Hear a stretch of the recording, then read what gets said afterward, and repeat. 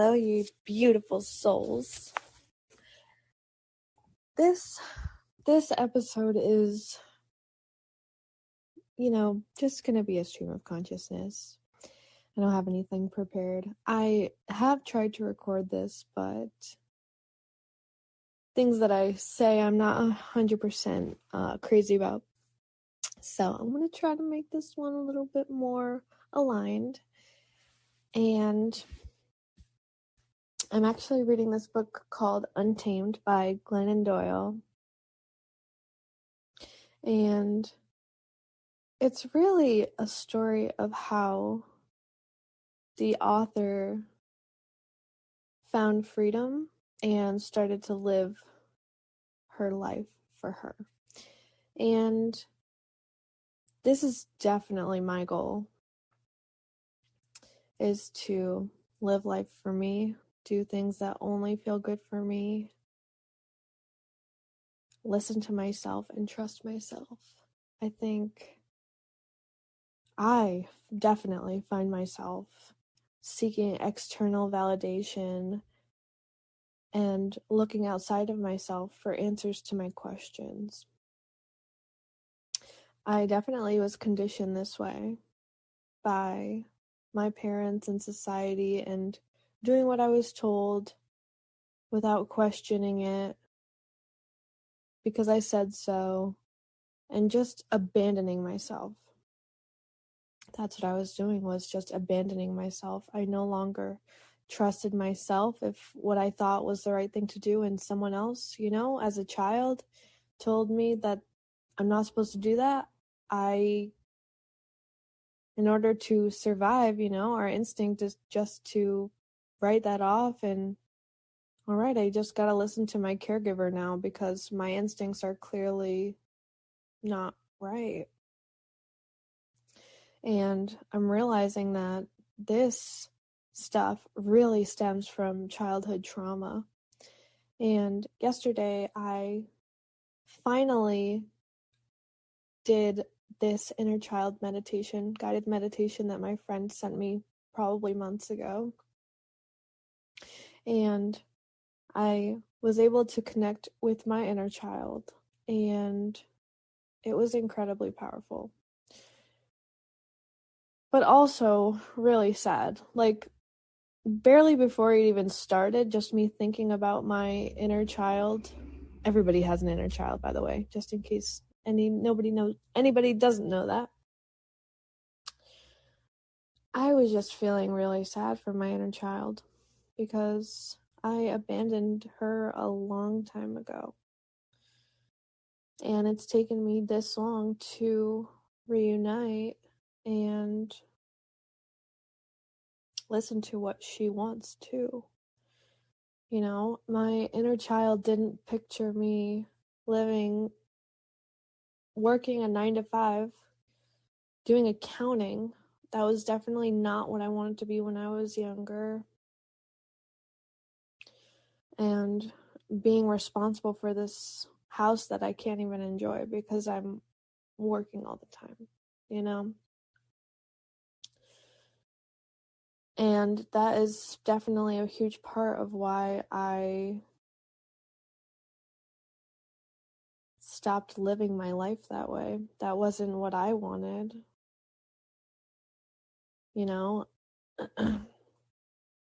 My dad specifically, he made me do a lot of things. I also really looked up to my dad. He was my hero, and he has an answer for every question, Especially when you're a child, you have to do everything that you can to survive, whether you know it or not. And listening to him was the key to that. Not that I would have died if I didn't, I'm not saying it like that, but instinctually, as our species, if we are children and we're powerless, we got to look up and answer to those people who are more powerful than us and are kind of in charge of us, you know what I mean? So I've been listening to external sources for forever. And,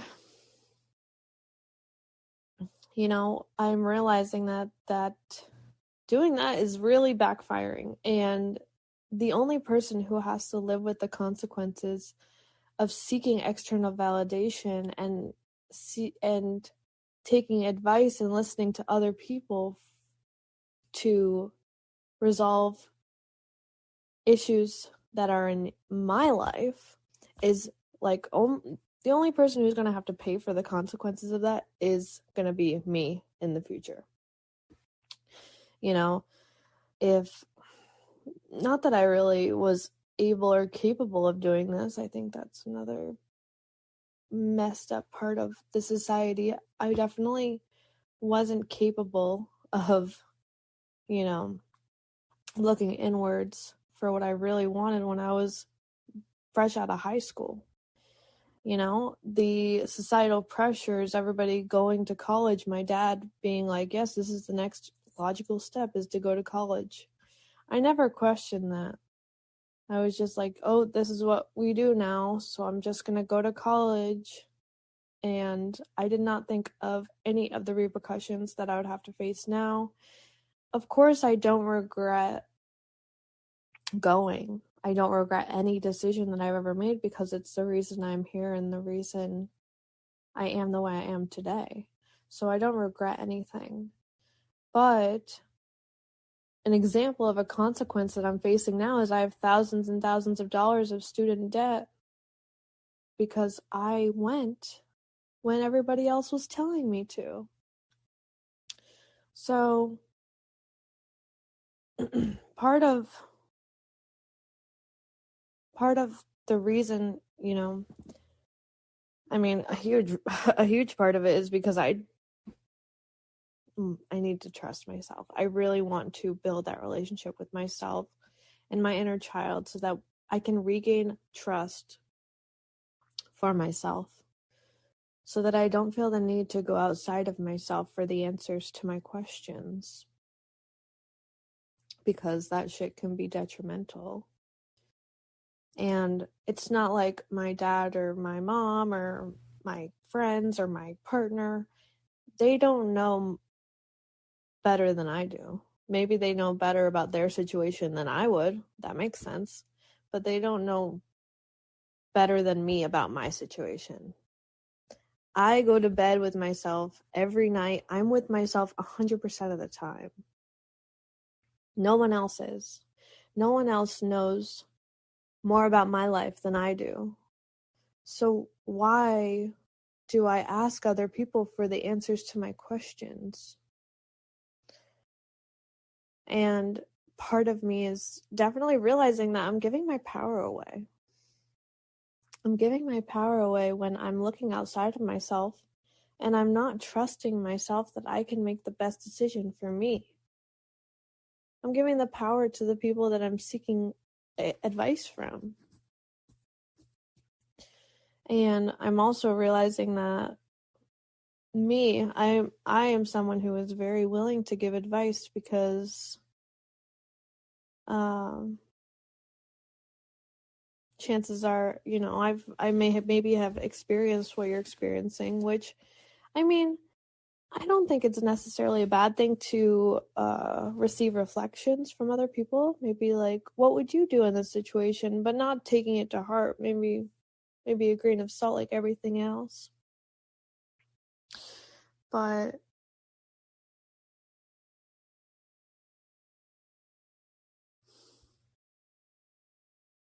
oh, darn it. I lost where I was going. Sorry about that. But it's really about... So, my mission in this life is to be free. I am seeking freedom, and that is 100% what my inner child would want, is to be free, to be able to run around and play and have fun and laugh and smile and just have a good time. And that is 100% what I want. That is why I quit my job and sold the house, because I'm finally honoring myself and my needs. And it's taken me this long to get there. And yeah, I'm ruffling some feathers. People aren't super happy with the way I'm choosing to live my life now. But guess what?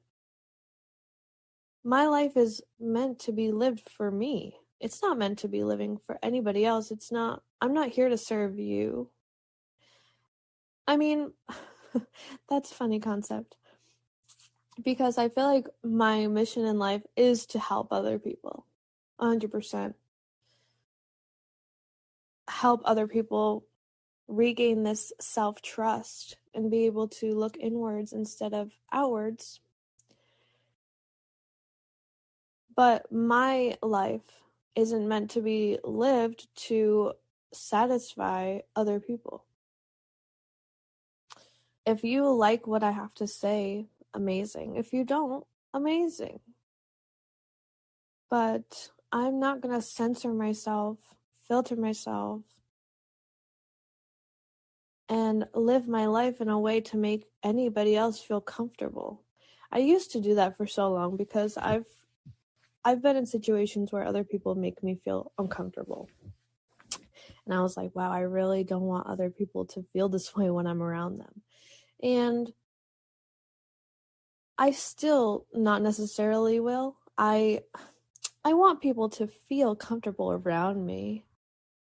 Only to an extent, though. Like, I'm not gonna change the way I would normally behave. I'm not gonna go against,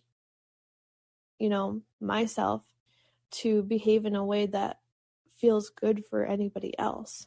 If people are triggered or put off by things that I say lovingly, that's not my problem.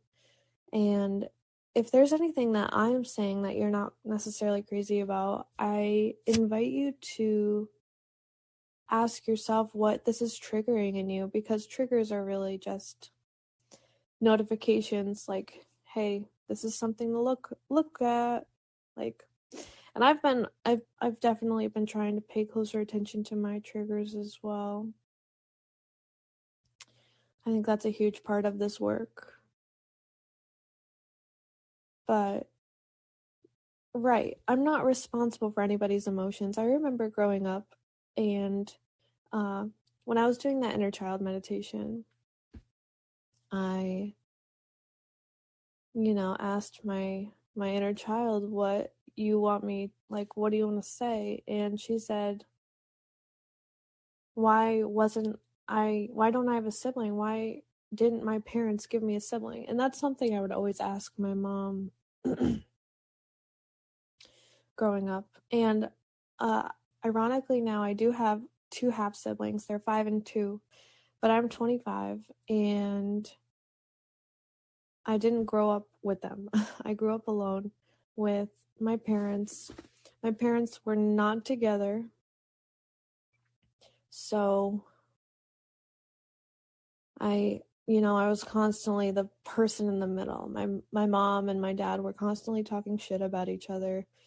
I constantly felt responsible for whatever emotions they were feeling because they didn't have really anybody else to take it out on.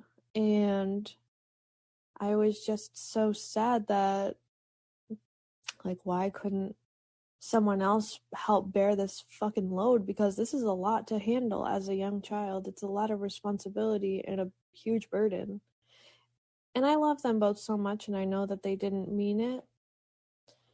I know that they, suffered their own pain, and I completely respect that, and I have no ill will or resentment or anything. But I didn't deserve that. I deserve just to be a carefree child who got to express themselves in any way they wanted. Of course, there has to be some boundaries, but it was really not easy. And having another sibling would definitely have helped bear the load. And I'm really happy that my siblings have each other. But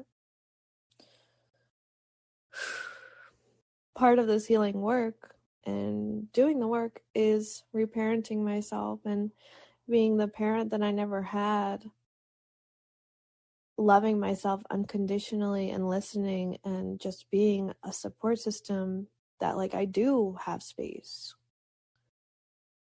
And, you know, it's kind of like if I imagine my own child, would I want my own child to feel this way? No.